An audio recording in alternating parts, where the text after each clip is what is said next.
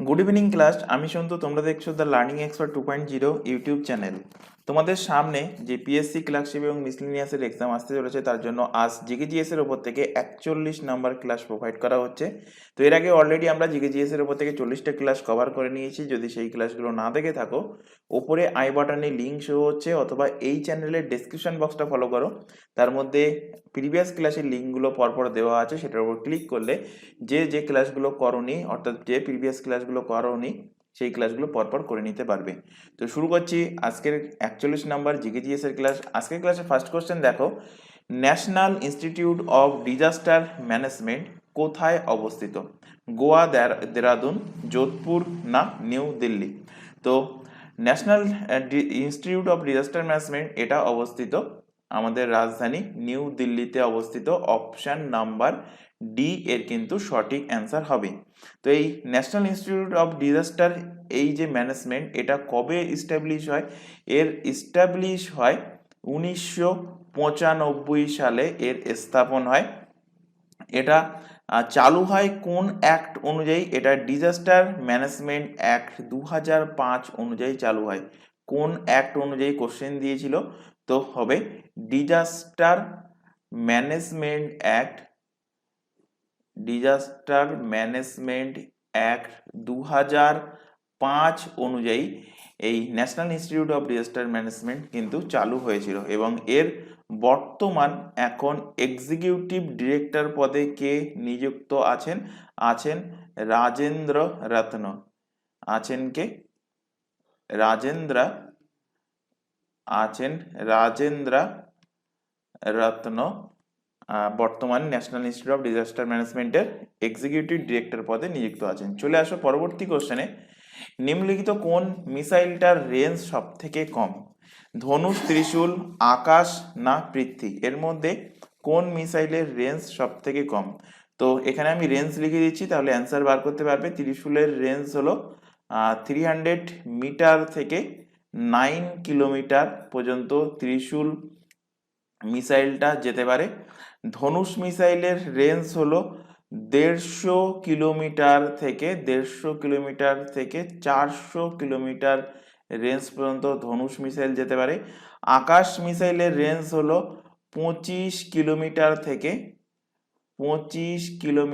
থেকে এটা 30 kilometre range পর্যন্ত যেতে পারে। আর পৃথ্বীর রেঞ্জ হলো 150 কিলোমিটার থেকে ওই ধনুষ মিসাইলের মতো 350 কিলোমিটার রেঞ্জ পর্যন্ত এটা যেতে পারে। তাহলে এখানে কোশ্চেনে বলেছে যে নিম্নলিখিত কোন মিসাইলটা রেঞ্জ সব থেকে কম? তো সব থেকে রেঞ্জ কম হলো ত্রিশূল মিসাইলের। অপশন নাম্বার বি এর কিন্তু সঠিক অ্যান্সার হবে, কারণ এটা 300 মিটার থেকে মাত্র 9 কিলোমিটার পর্যন্ত যেতে পারে।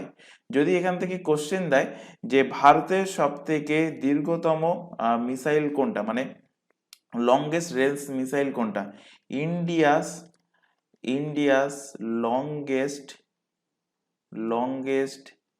রেঞ্জ মিসাইল কোন মিসাইল? অ্যান্সার হবে অগ্নি 5।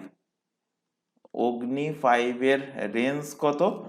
অগ্নি 5 এর রেঞ্জ 5000 কিলোমিটার। 5000 কিলোমিটার, অর্থাৎ 5000 কিলোমিটার মানে একটা দেশ থেকে আরেকটা দেশ, একটা দেশ থেকে আরেকটা দেশ তো অবশ্যই, মানে একটা মহাদেশ থেকে আরেকটা মহাদেশ পর্যন্ত এই মিসাইলটা ছাড়া যেতে পারে। তাই এই মিসাইলকে কি বলা হয়? এই মিসাইলকে বলা হয় inter continental ballistic missile. Inter continental মানে মহাদেশ, inter continental ballistic missile. Intercontinental ballistic missile কোনটাকে বলা হয়? বলা হয় অগ্নি 5 কে। চলে আসো পরবর্তী কোশ্চেন। নিম্নলিখিত কোন তারিখে বিশ্ব স্বাস্থ্য দিবস পালন করা হয়? তো বিশ্ব স্বাস্থ্য দিবস এটা কিন্তু বহুবার তোমাদের পড়ানো হয়েছে। যখন পড়িয়েছিলাম WHO ওয়ার্ল্ড হেলথ অর্গানাইজেশন, সেই টাইমেই পড়িয়েছিলাম। কি পড়িয়েছিলাম? WHO এর ফুল ফর্ম হলো ওয়ার্ল্ড হেলথ অর্গানাইজেশন। এর ইস্টাবলিশ ডেট এবং ইয়ার কিন্তু মুখস্থ রাখতে বলেছি। এর ইস্টাবলিশ ডেট হলো 7 এপ্রিল 1948-এ ওয়ার্ল্ড হেলথ অর্গানাইজেশনের স্থাপন হয় এবং যে ডেটে স্থাপন হয় 7 এপ্রিল সেই দিনটাই বিশ্ব স্বাস্থ্য দিবস অর্থাৎ ওয়ার্ল্ড হেলথ ডে হিসেবে পালন করা হয়। অপশন নাম্বার বি এর কিন্তু সঠিক অ্যান্সার হবে।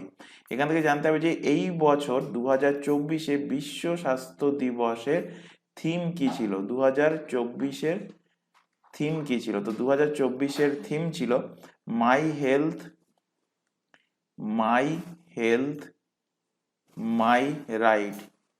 মাই হেলথ মাই রাইট ছিল 2024-এর বিশ্ব স্বাস্থ্য দিবসের থিম। ডাব্লিউএইচওর প্রসঙ্গ যেহেতু এসছে, এখান থেকে ডাব্লিউএইচওর কিছু ফ্যাক্ট রিলেট করিয়ে দিয়ে এখান থেকে কোশ্চেন দেবে। তো এক্ষুনি বললাম ডাব্লিউএইচও এস্টাবলিশ হয় 7 এপ্রিল 1948, সেই কারণে 7 এপ্রিল ওয়ার্ল্ড হেলথ ডে হিসেবে পালন করা হয়। কোশ্চেন দেবে ওয়ার্ল্ড হেলথ অর্গানাইজেশনের হেডকোয়ার্টার কোথায় অবস্থিত। তো এর হেডকোয়ার্টার অবস্থিত জেনেভা। জেনেভা কোন দেশে পড়ে? সুইজারল্যান্ড। তো সুইজারল্যান্ডের জেনেভাতে ওয়ার্ল্ড হেলথ অর্গানাইজেশনের হেডকোয়ার্টার অবস্থিত এবং ওয়ার্ল্ড হেলথ অর্গানাইজেশনের বর্তমান ডিরেক্টর জেনারেল পদে কে নিযুক্ত আছেন? বর্তমান ডিজি কে? তো তার নাম হলো টেড্রস অ্যাডহানম। এইটুকু মনে রাখলে হবে, ফুল নাম হলো টেড্রস অ্যাডহানম গিব্রিয়েউস।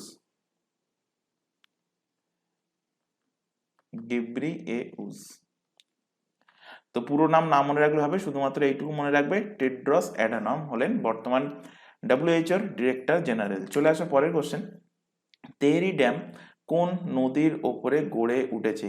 ইম্পর্টেন্ট কোশ্চেন এবং বহুবার বিভিন্ন এক্সামে কিন্তু এই কোশ্চেনটা দিয়েছে। তেহরি ড্যাম কোন নদীর ওপরে? যেহেতু তেহরি ড্যাম ভারতের সব থেকে উচ্চতম ড্যাম, অর্থাৎ ইন্ডিয়াস হাইয়েস্ট ড্যাম। যদি কোশ্চেন দেয় তো অ্যান্সার কি হবে? অ্যান্সার হবে তেহরি ড্যাম।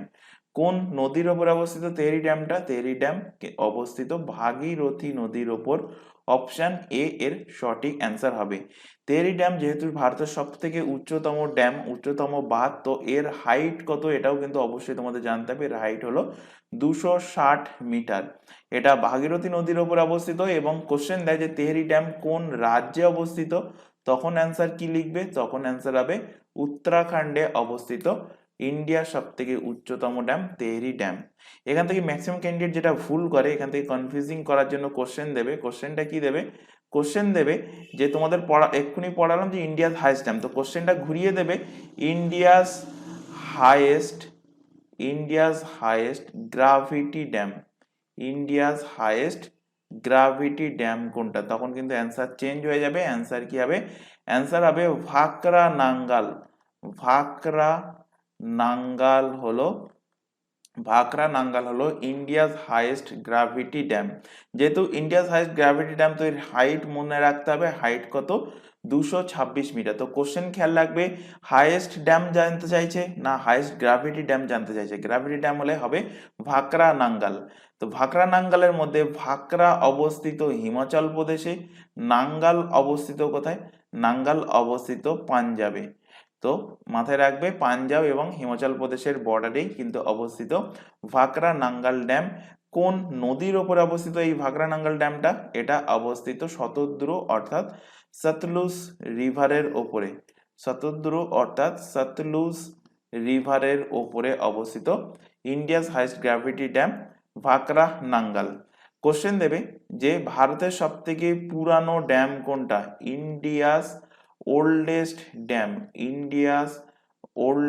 ড্যাম কোনটা? তো ভারতের সব থেকে পুরানো ওল্ডেস্ট ড্যাম হলো কাল্লানাই ড্যাম। কি ড্যাম? কাল্লানাই ড্যাম। এই কাল্লানাই ড্যামটা কোন নদীর ওপরে অবস্থিত? কোশ্চেন দেবে কাল্লানাই ড্যাম অবস্থিত কাবেরী রিভারের ওপরে। কাবেরী নদীর ওপরে কাল্লানাই ড্যাম অবস্থিত এবং এই কাল্লানাই ড্যামটা ভারতের সব থেকে পুরাতনতম কোন স্টেটে অবস্থিত? কোশ্চেন দিয়েছে, মাথায় রাখবে তামিলনাড়ু রাজ্যে কিন্তু অবস্থিত। কাবেরী নদী থেকে আরেকটা ফ্যাক্ট মাথায় রাখো, কাবেরী নদী থেকে আরেকটা ড্যাম বহুবার এক্সামে কোশ্চেন দিয়েছে, তার নাম কি? তার নাম হলো মেত্তুর ড্যাম। তো মেত্তুর বাঁধ বা মেত্তুর ড্যাম কোন নদীর উপরে অবস্থিত যদি কোশ্চেন দেয় তো অ্যান্সার হয়ে যাবে এটা অবস্থিত কাবেরী নদীর উপরে অবস্থিত।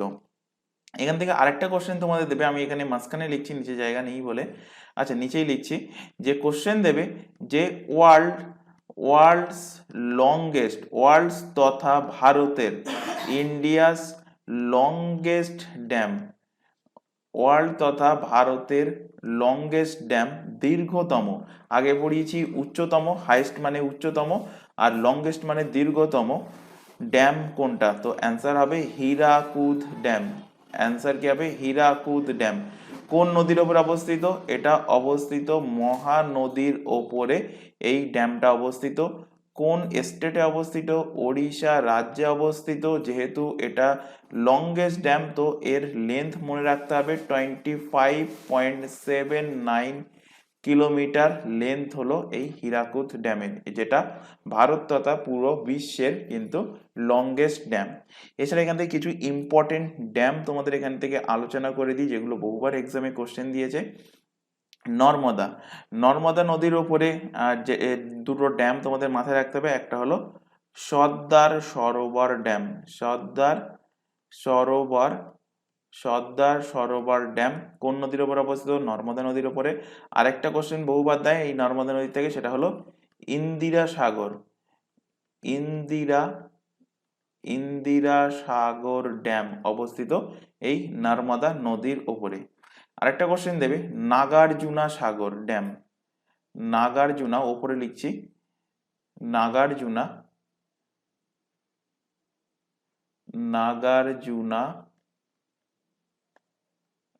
নাগার্জুনা সাগর ড্যাম কোন নদীর উপর অবস্থিত? নাগার্জুনা সাগর ড্যাম অবস্থিত কৃষ্ণা রিভারের উপরে, কৃষ্ণা নদীর উপরে অবস্থিত নাগার্জুনা সাগর ড্যাম।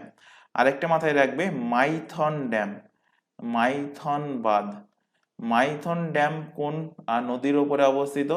মাইথন ড্যাম ঝাড়খণ্ড রাজ্যের মধ্যে পড়ে এবং এটা অবস্থিত বারাকার নদীর উপরে, এটা অবস্থিত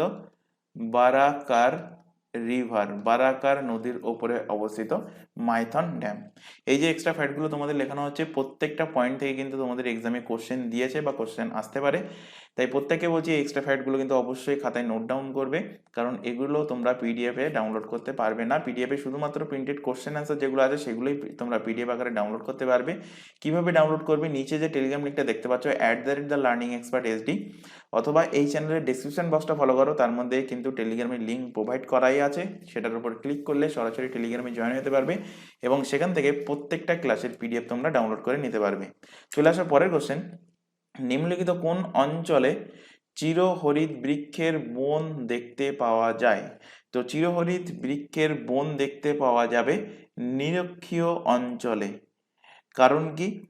যে সমস্ত অঞ্চলে বার্ষিক বৃষ্টিপাত 200 সেন্টিমিটারের বেশি হয়, গেটার দেন বেশি, আমি এখানে লিখেই দিচ্ছি 200 সেন্টিমিটারের বেশি হয়, গ্রেটার দেন 200 সেন্টিমিটার এর বেশি বৃষ্টিপাত হয়, সেখানে চিরহরিৎ বৃক্ষের বনভূমি দেখতে পাওয়া যায়। তো চিরহরিৎ বৃক্ষের কিছু উদাহরণ যেমন হলো শিশু, তারপর গর্জন, রোজউড, মেহগিনি, চাপলাস, লোহা কাঠ, এগুলো কিন্তু চিরহরিৎ বৃক্ষের উদাহরণ। চলে আসো পরের কোশ্চেন। আচ্ছা, এখানে তোমাদের একটা ছোট ইনফরমেশন প্রোভাইড করা আছে। তোমরা এখন যে ক্লাসটা দেখছো সেটা পিএসসি ক্লার্কশিপ এবং পিএসসি মিসেলেনিয়াস স্পেশাল জিকেজিএস এর ক্লাস। এছাড়া এখানে আদার্স যে এক্সামের নামগুলো তোমরা অন স্ক্রিনে দেখতে পাচ্ছ, প্রত্যেকটা এক্সামের জন্য এই চ্যানেলে সম্পূর্ণ ফ্রিতে syllabus wise live class provide করা হয়। লাইভ ক্লাস অ্যাটেন্ড না করতে পারলে ক্লাস থেকে যায় রেকর্ডেড ফরম্যাটে, সুতরাং পরবর্তীতে রেকর্ডেড হিসেবে তোমরা ক্লাসগুলো দেখে নিতে পারবে। এই প্রত্যেকটা ক্লাসের জন্য কিন্তু আমাদের আলাদা আলাদা হোয়াটসঅ্যাপ ব্যাচ ওপেন করা আছে। হোয়াটসঅ্যাপ ব্যাচে যুক্ত হওয়ার একটাই বেনিফিট, কখন কোন ক্লাস হবে, কোন দিন কোন ক্লাস থাকছে বা ক্লাসের লিঙ্কগুলো প্রোভাইড করা বা এক্সাম ওরিয়েন্টেড কোনো গুরুত্বপূর্ণ ইনফরমেশন সব কিছুই কিন্তু তোমাদের এই হোয়াটসঅ্যাপ ব্যাচে প্রোভাইড করা হয়। তো হোয়াটসঅ্যাপ ব্যাচে যুক্ত হওয়ার জন্য নিচে যে হোয়াটসঅ্যাপ নাম্বারটা দেখতে পাচ্ছ 9933434203, এই হোয়াটসঅ্যাপ নাম্বারে আমাদেরকে ইনফর্ম করো, তাহলে তোমাদেরকে নির্দিষ্ট ব্যাচে তোমাদের রিকোয়ারমেন্ট অনুযায়ী নির্দিষ্ট ব্যাচে কিন্তু অ্যাড করে নেওয়া হবে এবং সেখান থেকে তোমাদেরকে প্রপার গাইড করা হবে। এছাড়া এখানে আরো একটা ইনফরমেশন দেওয়ার আছে, তোমরা এখন যে চ্যানেলে ক্লাসটা দেখছো তার নাম দ্য লার্নিং এক্সপার্ট 2.0। এই চ্যানেলেই প্রতিটা এক্সামের জন্য তোমরা জিকেজিএস এর ক্লাস পেয়ে যাবে, কারেন্ট অ্যাফেয়ার্সের ক্লাস পেয়ে যাবে, রিজনিং এর ক্লাস পেয়ে যাবে এবং ইংলিশের ক্লাস সম্পূর্ণ ফ্রিতে পেয়ে যাবে এই চ্যানেল থেকে। এছাড়া ম্যাথের ক্লাসের জন্য আমাদের আরও একটা নতুন চ্যানেল ওপেন করা হয়েছে, একদমই নতুন চ্যানেল, দেখতেই পাচ্ছ। চ্যানেলের নাম হলো ম্যাথস বাই সন্তু স্যার। তো এই চ্যানেলের লিঙ্ক তোমাদের এই ক্লাসের ডিসক্রিপশন বক্সটা ফলো করো, তার মধ্যে প্রোভাইড করা থাকবে, সেটার উপর ক্লিক করলে, যেহেতু নতুন চ্যানেল সেই কারণে লিঙ্ক প্রোভাইড করা আছে, তো লিঙ্কের উপর ক্লিক করলে সরাসরি এই চ্যানেলে তোমরা চলে যেতে পারবে, ম্যাথের চ্যানেলে। এবং ম্যাথের চ্যানেলটাকে প্রত্যেকেই সাবস্ক্রাইব করে রাখবে এবং সেখানে ক্লাস কিন্তু শুরু হয়েছে, তো রেগুলার বেসিসে এই চ্যানেল দুটো থেকে তোমাদের রিকোয়ারমেন্ট অনুযায়ী ক্লাসগুলো করতে থাকবে। চলে আসো পরবর্তী কোশ্চেন, নিম্নলিখিত কোন স্থানে আম্র বৃষ্টি পরিলক্ষিত হয়? তো যেখানে বৃষ্টি প্রথম আসে দক্ষিণ পশ্চিম মৌসুমী বায়ুর প্রভাবে, সেখানেই আম্র বৃষ্টি পরিলক্ষিত হয়। তো কোথায় দক্ষিণ পশ্চিম মৌসুমী বায়ুর দ্বারা ভারতে সর্বপ্রথম বৃষ্টিপাত হয়? বহুবার পড়িয়েছি, কেরালাতে হয়। তো অপশন নাম্বার ডি এর কিন্তু সঠিক অ্যান্সার হবে। তো এই প্রকার বৃষ্টিপাত কেরালাতে আম্র বৃষ্টি। বাংলায় কি বলা হয়? বাংলায় দক্ষিণ পশ্চিম মৌসুমী বায়ু প্রবেশ করলে, বাংলা বলতে পশ্চিমবঙ্গে, বলা হয় কাল বৈশাখী। বাংলায় বলা হয় কাল বৈশাখী। আসামে আসামে একে বলা হয় বরদৌলি ছেড়া। কি বলা হয়? বরদৌলি ছেড়া। কেরালায় একে আম্রবৃষ্টির পাশাপাশি একে বলা হয় চেরি ব্লুজম। কি বলা হয়? চেরি ব্লুজম বা কফি বৃষ্টি নামেও কিন্তু পরিচিত এই কেরালাতে। তো কেরালার প্রসঙ্গ যেহেতু এসে, কেরালা থেকে রিলেট করো, কেরালার ক্যাপিটাল কি? কেরালার ক্যাপিটাল মনে রাখা সব থেকে সহজ উপায় কি বলেছিলাম যে সব থেকে বড় নামের ক্যাপিটাল হলো কেরালার ক্যাপিটাল, অর্থাৎ তিরুবানান্তপুরম। তিরুবানান্তপুরম হলো কেরালার ক্যাপিটাল। কেরালার বর্তমান চিফ মিনিস্টার পদে কে নিযুক্ত আছেন? চিফ মিনিস্টার পদে নিযুক্ত আছেন পিনারাই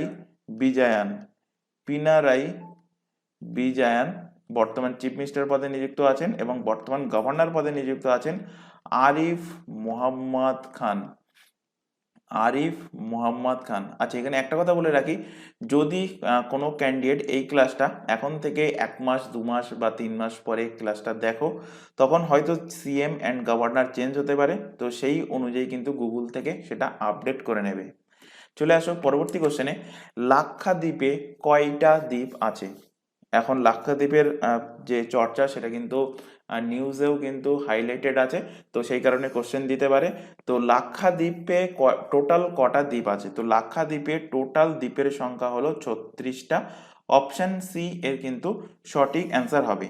এই লাক্ষাদ্বীপ কোন সাগরে অবস্থিত যদি কোশ্চেন দেয়, তো এটা আরব সাগর, অ্যারাবিয়ান সিতে অবস্থিত লাক্ষাদ্বীপে টোটাল 36টা দ্বীপপুঞ্জের মধ্যে সব থেকে নর্থ সাইডে উত্তরে আছে আমেনদিভি দ্বীপপুঞ্জ। আর সব থেকে সাউথে, মানে লাক্ষাদ্বীপের সব থেকে নর্থে কি আছে? নর্থে আছে আমেনদিভি দ্বীপপুঞ্জ। আর সব থেকে সাউথে আছে কি? সাউথে আছে মিনিকয় দ্বীপপুঞ্জ আছে সব থেকে সাউথে। লাক্ষাদ্বীপের ক্যাপিটাল যদি কোশ্চেন দেয়, লাক্ষাদ্বীপ একটা ইউনিয়ন টেরিটরি, তো লাক্ষাদ্বীপের ক্যাপিটাল কি? লাক্ষাদ্বীপের ক্যাপিটাল হলো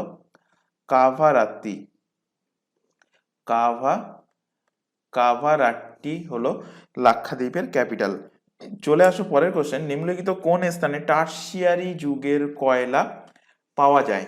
তো এটা জাস্ট অনলাইনের ফরম্যাটেই মাথায় রাখবে। টারশিয়ারি যুগের কয়লা পাওয়া যায় পূর্ব হিমালয়, মানে হিমালয় ইস্টার্ন সাইডেও পাওয়া যায়, সাউদার্ন সাইডেও পাওয়া যায়, পূর্ব এবং দক্ষিণ হিমালয়তে পাওয়া যায়। অপশন নাম্বার ডি এর সঠিক answer. Option A and B উভয়ই এর কিন্তু কারেক্ট অ্যান্সার। পরের কোশ্চেনে চলে আসো, কোন বন্দরের মাধ্যমে সর্বাধিক লৌহ আকরিক রপ্তানি করা হয়? তো সর্বাধিক লৌহ আকরিক রপ্তানি করা হয় গোয়ার মুরমুগাঁও বন্দরের দ্বারা। এখান থেকে লৌহ আকরিকের প্রায় 50% লৌহ আকরিক কিন্তু রপ্তানি করা হয় গোয়ার মুর্মুগাঁও বন্দর দ্বারা। মুর্মুগাঁও বন্দর কোন স্টেটে অবস্থিত, এটাও কিন্তু কোশ্চেন দিয়েছে, তো মাথায় রাখবে এটা গোয়াতে অবস্থিত। চলে আসো পরবর্তী কোশ্চেন, কততম সংবিধান সংশোধনীর মাধ্যমে সিন্ধি ভাষা অষ্টম তফসিলে স্থান পায়? তো সিন্ধি ভাষা এটা কিন্তু বহুবার পড়িয়েছি, এটা স্থান পায় 21তম সংবিধান সংশোধনীর মাধ্যমে। অপশান সি এর সঠিক অ্যান্সার হবে। তো আমাদের যখন সংবিধান লাগু হয়েছিল, কবে লাগু হয়েছিল সংবিধান? সংবিধান লাগু হয় 26 জানুয়ারি 1950 সালে। আমাদের সংবিধান কি হয়? ইমপ্লিমেন্ট হয়, লাগু হয়। তো সংবিধান যখন লাগু হয়, সংবিধানে অষ্টম তফসিলে মানে 8 শিডিউলে কিন্তু ভাষাটাকে রাখা হয়েছিল। তো 8 শিডিউলে কতগুলো ভাষা ছিল? টোটাল ভাষার সংখ্যা ছিল 14টা। সেখান থেকে সেই 14টা ভাষার থেকে এখন বর্তমানে ভাষার সংখ্যা কত এসে দাঁড়িয়েছে? এসে দাঁড়িয়েছে 22টা ভাষা। তাহলে কটা ভাষা নতুন অ্যাড হয়েছে? 8টা ভাষা নতুন অ্যাড হয়েছে। এই 8টা ভাষা কোন কোন সংবিধানের মাধ্যমে, সংবিধান সংশোধনীর মাধ্যমে কত সালে অ্যাড হয়েছে, কোন কোন ভাষা, বা সর্বপ্রথম কোন ভাষা অ্যাড হয়েছে সংশোধনের মাধ্যমে? তো এখান থেকে এইভাবে কিন্তু কোশ্চেন দেয়। তো প্রত্যেকটা পয়েন্ট কিন্তু মাথায় রাখতে হবে। তো এখান থেকে খেয়াল করো যে সংবিধান লাগু হওয়ার পর প্রথম ভাষা যেটা অ্যাড হয় সেটা কোন ভাষা? সেটা হলো সিন্ধি ভাষা। সিন্ধি ভাষা কততম অ্যামেন্ডমেন্ট, যেটা এখানে কোশ্চেনই ছিল, এক্ষুনি বললাম 21st অ্যামেন্ডমেন্ট, 21তম অ্যামেন্ডমেন্টের মাধ্যমে অ্যাড হয়েছিল। 21তম অ্যামেন্ডমেন্ট কত সালে হয়েছিল? সালটাও মাথায় রাখবে, কারণ সালও জানতে চায়। 1967 সালে 21তম সংশোধনীর মাধ্যমে সিন্ধি ভাষা কিন্তু আমাদের সংবিধানে অ্যাড হয়েছে।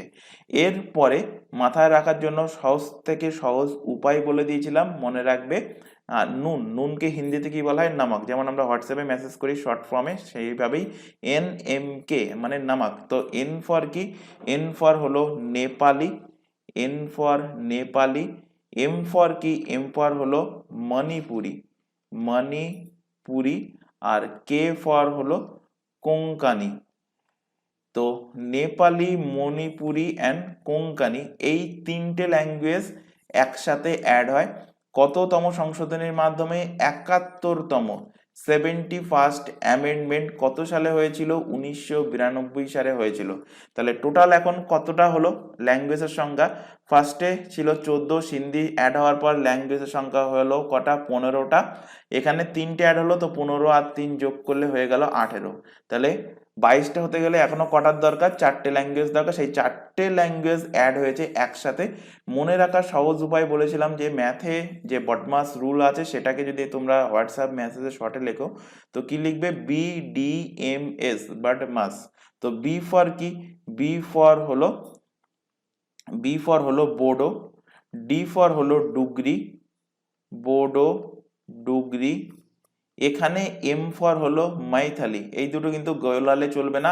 আগের এম মানে ছিল মণিপুরি, আর এখানে এম মানে মাইথালি, মাইথালি। আর এস ফর হলো কি? এস ফর হলো সাঁওতালি, সাঁওতালি। তো এই 4টে ল্যাঙ্গুয়েজ কততম অ্যামেন্ডমেন্টের মাধ্যমে অ্যাড হয়েছে? এই 4টে ল্যাঙ্গুয়েজ অ্যাড হয়েছে 92তম সংশোধনীর মাধ্যমে। কবে হয়েছিল এটা? সংশোধনীটা হয়েছিল 2003 সালে। তো 2003-এ 92তম সংশোধনীর মাধ্যমে অ্যাড হয় এবং ইমপ্লিমেন্ট হয় 2004 সালে গিয়ে। তো এই টোটাল 22টা ল্যাঙ্গুয়েজ এখন আমাদের কিন্তু অষ্টম তফসিলে আছে। কোনটা কখন অ্যাড হয়েছে এইভাবে কিন্তু খেয়াল রাখবে। চলে আসো পরবর্তী কোশ্চেন, জওহর রোজগার যোজনা চালু হয়েছিল কোন পঞ্চবার্ষিকী পরিকল্পনায়? তো জওহর রোজগার যোজনা এটা চালু হয় 7th 5-year প্ল্যান, সপ্তম পঞ্চবার্ষিকী পরিকল্পনায় এই জওহর রোজগার যোজনা কিন্তু চালু হয়েছিল। কবে চালু হয়েছিল যদি এক্সাক্ট সালটা জানতে চাই, তো মাথায় রাখবে 1989 সালে রাজীব গান্ধীর টাইমে কিন্তু চালু হয়েছিল। তো 1 এপ্রিল 1989-এ এই জওহর রোজগার যোজনা কিন্তু চালু হয়। আচ্ছা, এখান থেকে কিছু 5-year প্ল্যান রিলেট করাবো। ফার্স্ট 5-year প্ল্যান যেগুলো বহুবার এক্সামে কোশ্চেন দেয়। তো ফার্স্ট 5 ইয়ার প্ল্যান কোশ্চেন দেয় 5 ইয়ার প্ল্যান শুরু হয়েছিল কত সাল থেকে, অর্থাৎ পঞ্চবার্ষিকী পরিকল্পনা শুরু হয় 1951 সাল থেকে। নামেই আছে 5 ইয়ার প্ল্যান, মানে 5 বছরের পরিকল্পনা। তো 1951 সাথে 5 যোগ করলে হয়ে যাবে 1956। তো 1951 থেকে 1956 সাল পিরিয়ড পর্যন্ত ছিল ফার্স্ট 5 ইয়ার প্ল্যান, প্রথম পঞ্চবার্ষিকী পরিকল্পনা।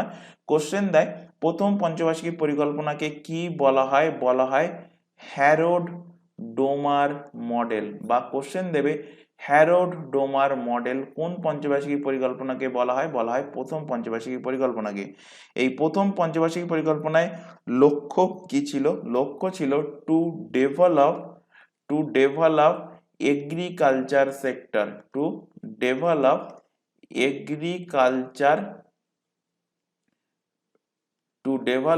এগ্রিকালচার সেক্টর ছিল প্রথম পঞ্চবার্ষিকী পরিকল্পনার লক্ষ্য। কোশ্চেন দেবে সেকেন্ড 5 ইয়ার প্ল্যানের লক্ষ্য কি ছিল, বা সেকেন্ড 5 ইয়ার প্ল্যান কোন সাল থেকে কোন সাল পর্যন্ত ছিল। তো সেকেন্ড 5 ইয়ার প্ল্যান প্রথম পঞ্চবার্ষিকী পরিকল্পনার জাস্ট পরেই 1956 থেকে আবারও 5 বছরের জন্য 1961 পর্যন্ত ছিল। এবং এই সেকেন্ড 5 ইয়ার প্ল্যানকেও কি বলা হয়, বলা হয় পিসি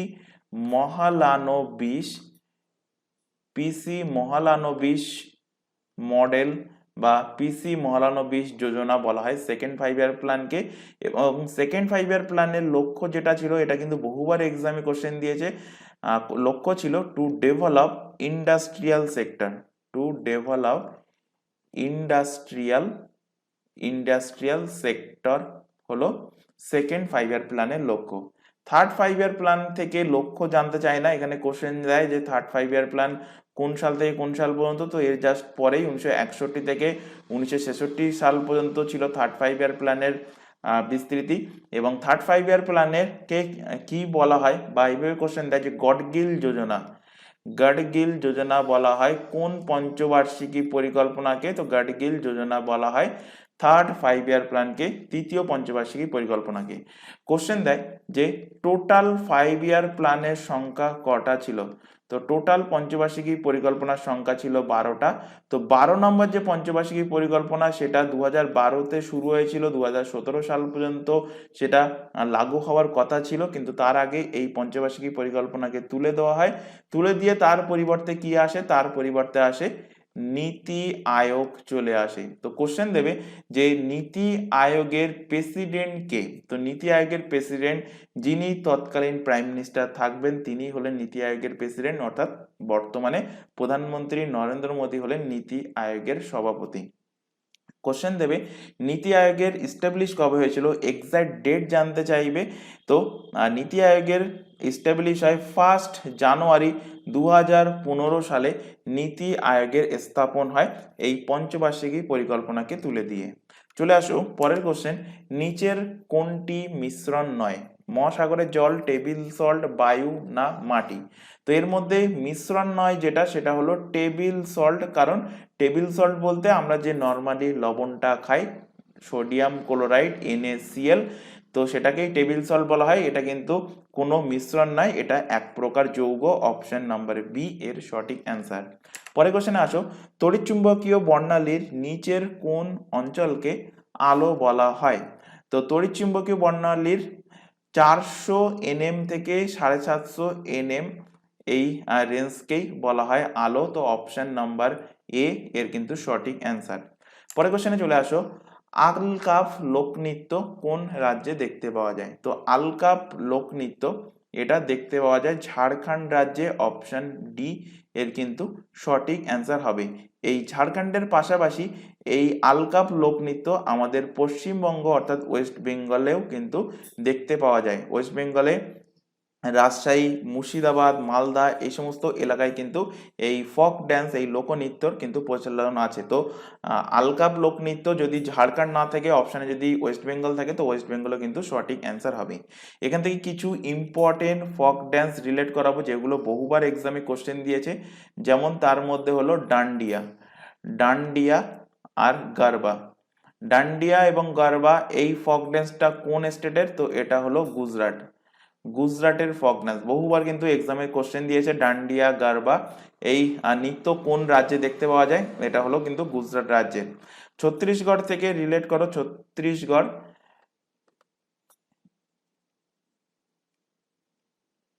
ছত্তিশগড়, ছত্তিশগড়। তো ছত্তিশগড়ের ফক ডান্স কি কি? ছত্তিশগড়ের ফক ডান্স হলো করম নাচ, কর্ম নাচ, তারপর আছে পান্ডমানি, পান্ডমানি, এছাড়া আরেকটা আছে পন্থী নাচ, পন্থী নাচ। এগুলো কিন্তু ছত্তিশগড়ের ফক ড্যান্স। রাজস্থান থেকে রিলেট করো। রাজস্থান, এটাও কিন্তু বহুবার এক্সামে কোশ্চেন দিয়েছে। তোমরা প্রিভিয়াস ইয়ারের কোশ্চেন ঘেটে দেখলে দেখতে পাবে যে ঘুমার, ঘুমার লোকনৃত্যটা কোন রাজ্যের? ঘুমার লোকনৃত্যটা হলো রাজস্থান রাজ্যের। এছাড়া রিসেন্ট একটা এক্সামে কোশ্চেন দিয়েছে, খেয়াল আসছে না, তো কোশ্চেন দিয়েছিল কাঠপুতলি, কাঠপুতলি লোকনৃত্য কোন স্টেটের? এটাও কিন্তু রাজস্থানের লোকনৃত্য। ওয়েস্ট বেঙ্গল থেকে রিলেট করো। ওয়েস্ট বেঙ্গলের একটা এক্ষুনি বললাম এখানে, আলকাপ, আলকাপ হলো ওয়েস্ট বেঙ্গলের লোকনৃত্য। এছাড়া ছৌ নাচ, ছৌ নাচ এটাও কিন্তু ঝাড়খণ্ড এবং ওয়েস্ট বেঙ্গল উভয়েরই কিন্তু লোকনৃত্য। এছাড়া বাউল, বাউল নাচ, তারপর কীর্তন, এগুলো কিন্তু ওয়েস্ট বেঙ্গলের ফক ড্যান্সের মধ্যে পড়ে। চলে আসো পরের কোশ্চেন, নিচের কোন হরমোনটি স্টেরয়েড? তো ইস্ট্রোজেন, গ্লুকাগন, ইনসুলিন, অক্সিটোসিন। তো এর মধ্যে স্টেরয়েড হরমোন হলো ইস্ট্রোজেন। তো মানব দেহে তিন প্রকার স্টেরয়েড হরমোন দেখতে পাওয়া যায়। তিনটে অন্তঃস্রাবী অঙ্গ দ্বারা কিন্তু এই স্টেরয়েড হরমোন গঠিত হয়। যেমন অন্ডকোষ দ্বারা, অর্থাৎ টেস্টিস দ্বারা, অন্ডকোষ দ্বারা যে স্টেরয়েড হরমোনটা তৈরি হয়, যে উৎপাদন হয়, তার নাম কি? তার নাম হলো টেস্টোস্টেরন, টেস্টোস্টেরন হরমোন তৈরি হয়। ডিম্বাশয় দ্বারা, ডিম্বাশয় থেকে তৈরি হয় যে স্টেরয়েড হরমোনটা, সেটা হলো ইস্ট্রোজেন, যেটা এখানে অপশানে ছিল। তো ইস্ট্রোজেন কোথা থেকে উৎপাদন হয়? ডিম্বাশয় থেকে। আরেকটা আছে যেটা হলো স্টেরয়েড হরমোন, সেটা হলো অ্যাড্রিনাল কর্টেক্স স্টেরয়েড হরমোন। কি বললাম? Adrenal, adrenal cortex, adrenal cortex steroid hormone. এই adrenal cortex steroid hormone cortisol এবং অ্যালডোস্টেরন থেকে কিন্তু এগুলোর উৎপাদন হয়। এখানে বাকি যে অপশনগুলো আছে এগুলো যদি আমরা রিলেট করাই, এই গ্লুকাগন রিসেন্টলি একটা এক্সামে কোশ্চেন দিয়েছিল, সম্ভবত পিএসসি অথবা পুলিশের কোনো একটা এক্সামে কিন্তু কোশ্চেন দিয়েছিল যে গ্লুকাগন কোথা থেকে খরিত হয়। তো গ্লুকাগন মাথায় রাখবে খরিত হয় অগ্নাশয়ের, অগ্নাশয়ের ল্যাঙ্গারহ্যান্সের, ল্যাঙ্গার, অগ্নাশয়ের ল্যাঙ্গারহ্যান্সের আলফা কোষ থেকে খরিত হয়। ম্যাক্সিমাম ক্যান্ডিডেট কিন্তু এই অগ্নাশয়ের ল্যাঙ্গারহ্যান্স দেখে ইনসুলিন মেরে চলে এসেছিল, অ্যান্সার হয়ে গেছিল ভুল। ইনসুলিনও কিন্তু অগ্নাশয়ের ল্যাঙ্গারহ্যান্স থেকে খরিত হয়, কিন্তু ল্যাঙ্গারহ্যান্সের বিটা কোষ থেকে খরিত হয়, মাথায় রাখবে। তো আলফা কোষ থেকে খরিত হয় কি? গ্লুকাগন। আর বিটা কোষ থেকে খরিত হয় অগ্নাশয়ের ল্যাঙ্গারহ্যান্সের বিটা কোষ থেকে খরিত হয় কি? বিটা কোষ থেকে খরিত হয় ইনসুলিন। তো গ্লুকাগনের কাজ কি? গ্লুকাগনের কাজ হলো গ্লাইকোজেনকে গ্লুকোজে রূপান্তরিত করা। তো গ্লুকাগনের কাজ কি? গ্লাইকোজেন,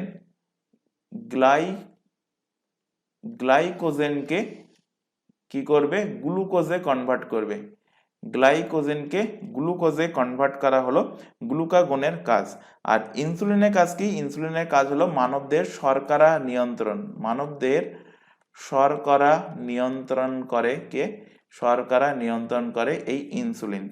আর অক্সিটোসিনের কাজ কি? এটা সন্তানের জন্ম, স্তন্য পান করানো বা মানুষের আচরণের অন্যান্য দিক সহ প্রজনন ব্যবস্থার যে মূল দিকগুলো আছে সেগুলোকে নিয়ন্ত্রণ করে কোন হরমোন? তো করে সেটা অক্সিটোসিন হরমোন। চলে আসো পরের কোশ্চেন, নিচের কোনটি কঠিন কোণের একক? রেডিয়ান, স্টেডিয়ান, ফার্মি না ওপরের কোনোটি নয়? তো ফার্মিটা কিন্তু অলরেডি পড়িয়েছি। ফার্মি হলো কিসের একক? ফার্মি হলো কিন্তু লেন্থের একক, দৈর্ঘ্যের একক হলো ফার্মি। তো এখানে যে কোশ্চেন দিয়েছে যে কঠিন কোণের একক কোনটা? তো কঠিন কোণ বলতে ত্রিমাত্রিক কোণ, যা এসআই ইউনিট কি? এসআই ইউনিট হলো স্টেডিয়ান। তো অপশন নাম্বার বি এর কিন্তু সঠিক অ্যান্সার হবে।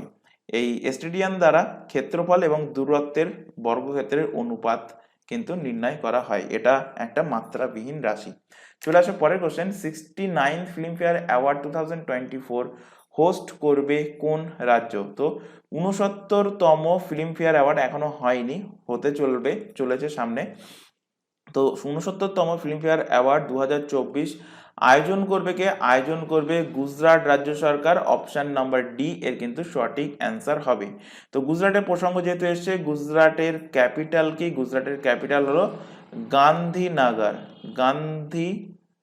গান্ধীনগর হলো গুজরাটের ক্যাপিটাল। গুজরাটের বর্তমান সিএম পদে কে নিযুক্ত আছেন? সিএম পদে নিযুক্ত আছেন ভূপেন্দ্র ভাই প্যাটেল। ভূপেন্দ্র ভাই প্যাটেল বর্তমান সিএম পদে নিযুক্ত আছেন। আর বর্তমান গুজরাটের গভর্নর পদে নিযুক্ত আছেন কে? গভর্নর পদে নিযুক্ত আছেন আচার্য দেবব্রত। আচার্য দেবব্রত বর্তমান গভর্নর পদে নিযুক্ত আছেন। চলে আসো পরের কোশ্চেন। মহিলা সংরক্ষণ বিল 2023 হলো ভারতের সংবিধানের একটি প্রস্তাবিত সংশোধনী। বিলটির মাধ্যমে যে অনুচ্ছেদটি সংশোধন করা হবে তার সংখ্যা কত?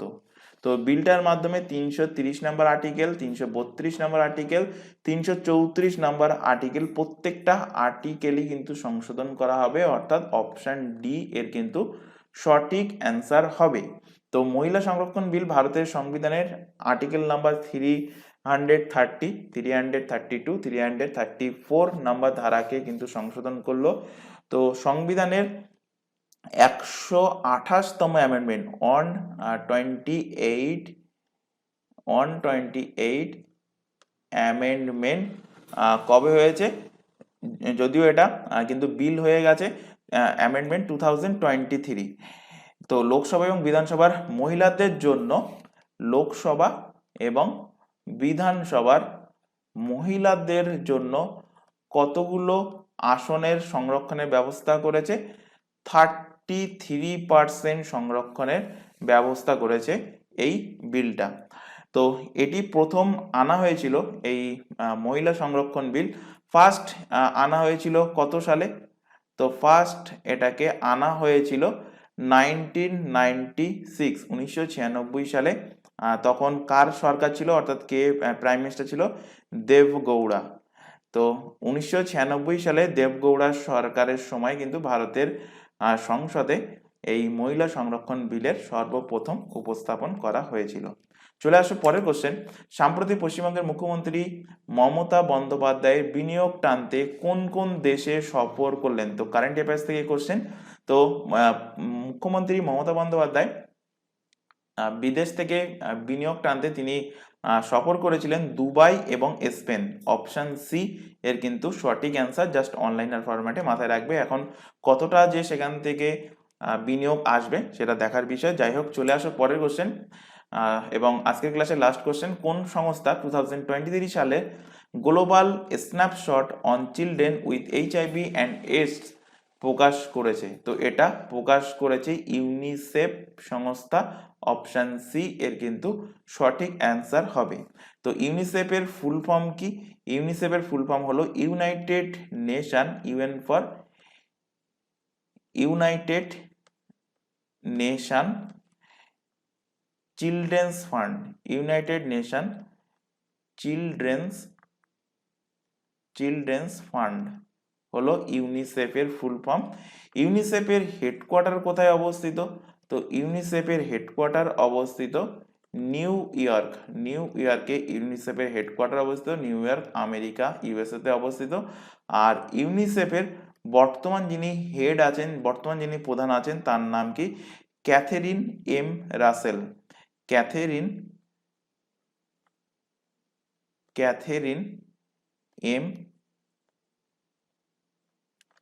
ক্যাথেরিন এম রাসেল ইউনিসেফের বর্তমান প্রধান অর্থাৎ হেড হিসাবে নিযুক্ত আছেন। তো আজকের ক্লাসে তোমাদের এই 20টা কোশ্চেন ছিল। আশা করি প্রত্যেকটা কোশ্চেন তোমাদের ক্লিয়ার হয়েছে। যদি কোথাও কোনো কোশ্চেনে ডাউট থেকে থাকে সেটা অবশ্যই কমেন্ট বক্সে কমেন্ট করে জানাবে, তাহলে আমরা পরবর্তী ক্লাসে তোমাদের সেই ডাউটটা ক্লিয়ার করার চেষ্টা করব। ক্লাস ভালো লাগলে অবশ্যই ক্লাসটাকে তোমরা লাইক করবে, তোমার বন্ধু বান্ধবের মধ্যে শেয়ার করবে যারা পিএসসি ক্লার্কশিপ, পিএসসি মিসেলেনিয়াস বা আদার্স অন্যান্য কম্পিটিটিভ এক্সামের জন্য প্রিপারেশন নিচ্ছে। তো আজকের ক্লাস আমরা এখানে শেষ করছি। আজকের ক্লাস এই পর্যন্ত। নেক্সট দেখা হবে পরবর্তী ক্লাস নিয়ে। Thank you.